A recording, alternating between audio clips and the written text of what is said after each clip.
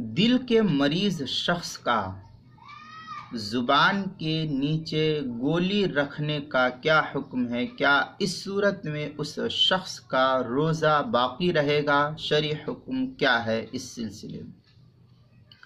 چنانچہ امراض قلب، جو دل کا مریض ہے، دل کے امراض میں جو گولی زبان کے نیچے رکھی جاتی ہے اور وہ وہیں جذب ہو کر عموماً تحلیل بھی ہو جاتی ہے، تو اس سے روزہ نہیں ٹوٹتا ہے۔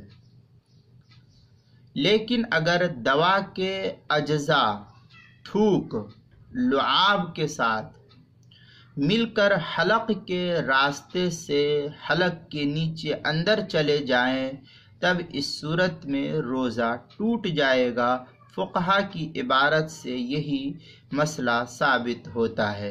چنانچہ شامیہ وغیرہ میں ہے قولہ کطعم ادویہ ای لو دق دواء فوجد طعمہ فی حلقہ وفی القحطانی، آگے پھر تھوڑی سی عبارت ہے فی حلقہ لم یفطر وغیرہ کے تحت۔ شامی جو ہندی نسخہ ہے زکریہ بک ڈیپو دیوبند کا، اس کی تیسری جلد صفحہ 367، تاتار خانیہ زکریہ بک ڈیپو دیوبند کا ہندی نسخہ، اس کی تیسری جلد صفحہ 382، محیط برہانی کوئٹہ کا جو پرانا چھپا ہوا نسخہ ہے اس کی دوسری جلد 556 صفحے پر، اور کتاب المسائل اس کی دوسری جلد صفحہ 153 پر بھی اس کی تفصیل موجود ہے۔